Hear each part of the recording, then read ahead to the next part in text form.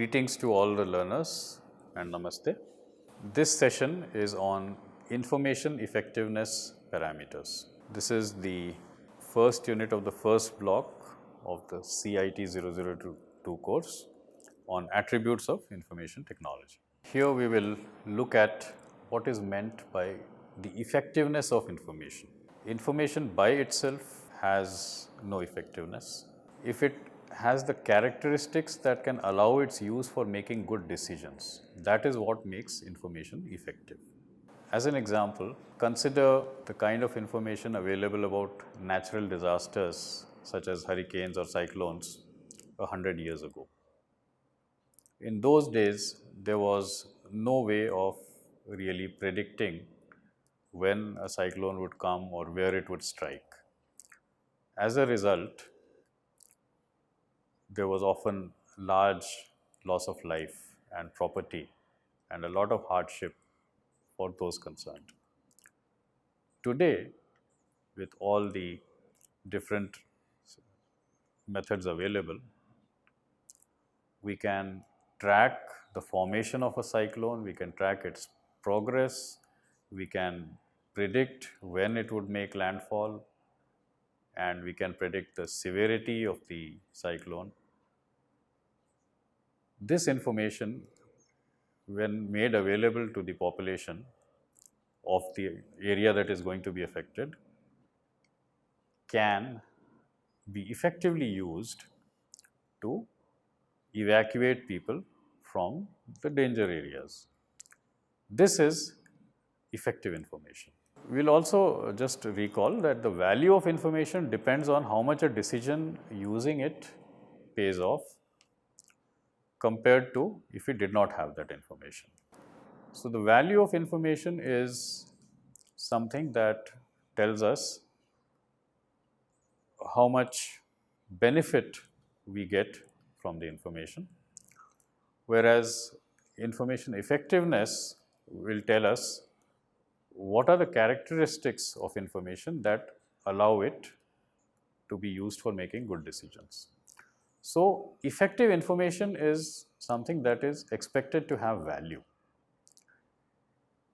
If the information has no value, then it is quite likely that we would not be able to use it effectively. Effectiveness depends not just on the information itself or the content itself, but also on the organization or the cultural context or the environmental context within which it is made available to decision makers. So, for example, if you have an organization such that decisions are made not based on data or on facts, but on personal whims of somebody, then the best of information provided may not be very effective, even if it meets all the characteristics of effective information. So, information is effective not only when it carries certain characteristics in it, but also when it is made available or delivered to people in a milieu or in a context where it can be used properly. Again, coming to natural disasters, if we had information about when a cyclone was going to strike a particular part of the coast, but we did nothing about it, then that information, although it had a lot of potential value, would not have been effective. First of all, information must be correct. This is perhaps self-evident. We can easily understand that if the information is not correct or not exact enough, it will not be useful. The information may be correct, but it also has to be sufficiently exact. So, for example, if you are looking at the price of a car to be able to make a purchase decision, whether I should buy this car or not, if I know the price of the car to the nearest, say, 10,000 rupees, or maybe preferably to the nearest 1,000 rupees, I have information that is exact enough or accurate enough for me to make a decision on buying a car that costs perhaps around 5 lakh rupees. I don't need to know the price of the car to the nearest paisa for deciding whether to buy it. Information that is too accurate or provided with too much accuracy may be too costly to justify the increased exactness, and it may be also quite impossible to get information to that level of accuracy. And that extra level of accuracy or exactness may not be of much value. For example, if you are measuring or want information on the population of a large city, you need that information to the nearest 100 people? Probably not. That is too much trouble and does not really provide us with enough value to give us useful decisions or to enable us to make useful decisions. Another important aspect or attribute or characteristic of effective information is that it must be delivered timely. In fact, less accurate information received in time for a decision to be made is perhaps better than very accurate information that is received too late. As an example, supposing you are driving to a particular destination, you need to know before making a turn that the road ahead is congested. If you know before you have made the turn, then you can perhaps take another better and less congested route. But if you get to know after taking the turn, it does not matter now because you are forced to travel by that same road irrespective of the amount of traffic on that road. So, knowing at that point that the road is congested does not help you at all. That information has not come to you in a timely fashion. Or for example, supposing a dear friend of yours is arriving from a different city and he requests you to meet him at the railway station, receive him there. Unless you know the date and time of his arrival, the train number and the date of arrival before they come, you will not be able to use that information. So, if a person is going to come on the 5th at 3 o'clock and you receive that information on the 5th at 4 o'clock, then it is of no use to you. That information is not effective. It would be of use if you received it, say, on the 4th at even 6 o'clock, because now you can take action to use that information. The content of the information, that is very important. It must be relevant. The content must be concise and suitable and appropriate for the purpose of that information. And the best way of doing that is to let the users of the tell us what they want to know. If somebody else, maybe the producer or the person who is processing the data decides that, then it is quite likely that the user will get irrelevant or useless information. An example is when you are driving a car, what do you need to know? You need to know a few things like what is the speed at which I am driving, how fast am I going, how much fuel do I have left. If my car dashboard also gave me the wind pressure on the windshield, that information would not only be useless but probably distracting to a driver, because it would be information that is not relevant for the purpose of the driver. That information may be very relevant to the designer of the car who needs to make the car structurally strong, but it is of no use to a person who is driving the car. Consider a bank. A bank manager wants to perhaps know how many people visit the branch on a given day. He may want to know, do more people come on weekends, on Saturdays? But he may not have much use for information that tells him about the total deposits made by all the branches of the bank, because that is information that is of no use to the bank manager for doing his work. Similarly, if I want to go out, I may look at the weather forecast to see whether it's going to rain. And the forecast may be, of course, right or wrong, that's different. But it will tell me that today rain is expected at 4 p.m. But if it also tells me the statistics of how many days it has rained in the last 1 year, that becomes information I don't need. it clutters up the things I want to know, and I will get confused.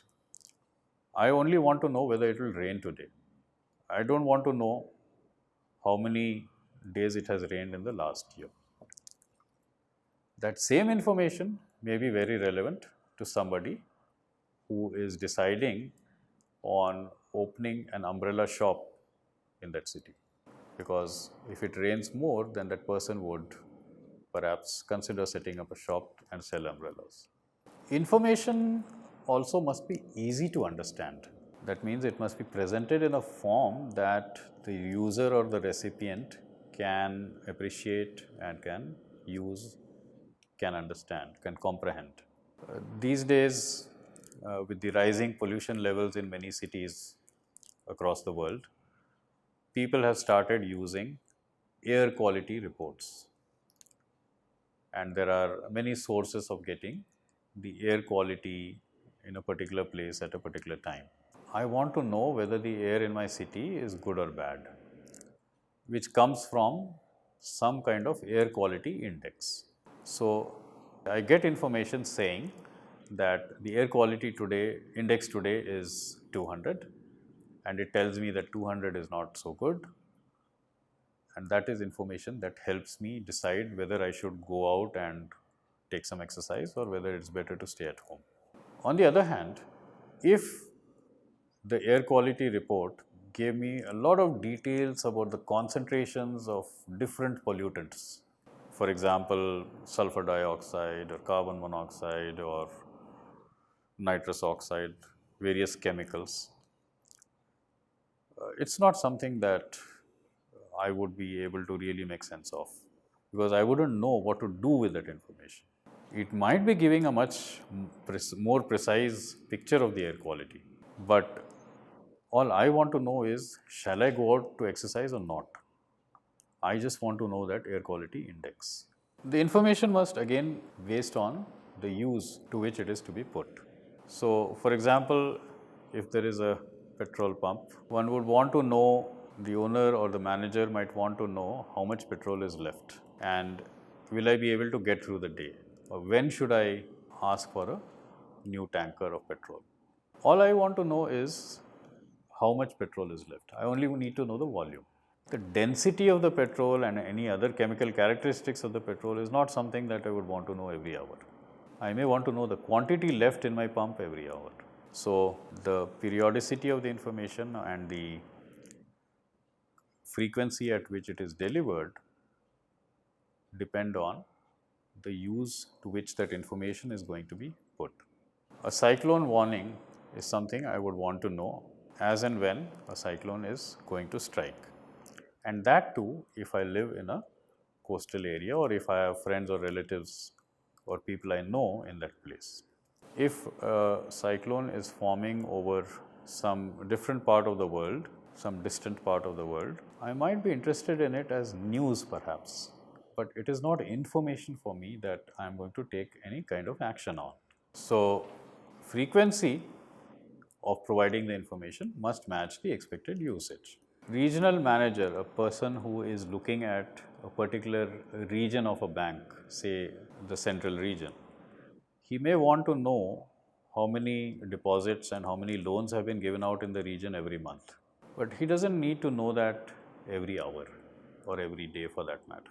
So, information, again, another very important characteristic of effective information is that it must be given to the correct recipients.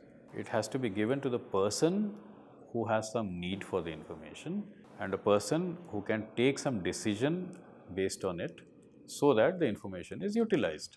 If information is given to those who cannot use it, that information is wasted.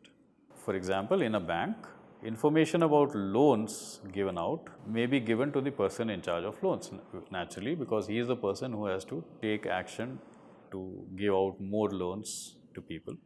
The bank manager would want to know that because he is going to manage the bank or he is managing the bank.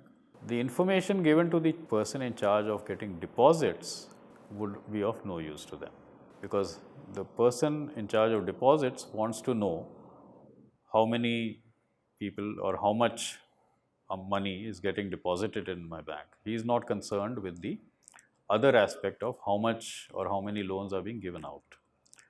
That is the lookout of the person in charge of loans. So, information that may be correct, that may be timely, that may be accurate, but given to the wrong person or to a recipient who cannot utilize it, again is not of much use. It's not effective information. Information must be presented in a form that is understandable to the person for whom it is meant. So, the amount of loans given out every month in a bank for the past year can be shown as a graph to the bank manager. Then the bank manager will be able to see at a glance the kind of trends and whether he is going in the right direction or not. The same information, if given as a table of figures, may not be so clearly understood by a bank manager, because from a row of numbers, rows and columns of numbers, it is not so easy to find out what is happening. Are the amounts going up? Are they going down? Are they fluctuating from month to month? That becomes very clear when you see it as a graph.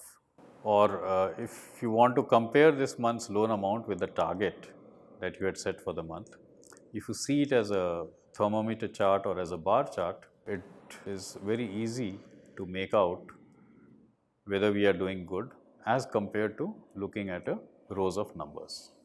The value of information, as we have seen in some earlier session and which we can briefly look at now, is the difference between the cost of obtaining the information and the benefit that can be derived from it. So, if the benefit from using the information is more than the cost of obtaining it, it has a positive value. And information that does not have a positive cost benefit, then it will not be effective. Effective information will always have value. Its cost will be less than its benefit. And what are the situations in which the reverse happens? Sometimes the information is too detailed to use. You get drowned in information that you are not able to figure out which part of it should I use and which part should I ignore. That is a case when you suffer from information overload, when you have too detailed information or too much information. Then it doesn't have much value. Or consider information that is delivered late. Information should have reached you before you could use it to decide on a course of action. But if you receive it after the time for action is passed, when it is too late to change or make a different decision, then that information is late. So, we have seen an example of that on when you want to receive your friend at the railway station. If you get to know about his date and time of arrival after he has already arrived, then you cannot actually go and receive him. Information that is sent to the wrong person or is not presented clearly, is too cluttered, again will not be effective. And information that is not sufficiently accurate also is not effective. Effective information will always have value, its cost will be less than its benefit. And in this session, we have therefore seen and understood what is meant by the effectiveness of information and what are the parameters or what are the characteristics that determine whether information is effective or not. It is effective if it is correct, it can be effective if it is timely, given in time for a decision to be made. Information content must be relevant, it must not contain superfluous information that is not relevant to the person using it. It must be easy to understand. The recipient of the information must be able to make sense of that information so that they can take some decision based on it. Otherwise, it just remains with the recipient without being utilized. Information must be delivered to the correct people or person.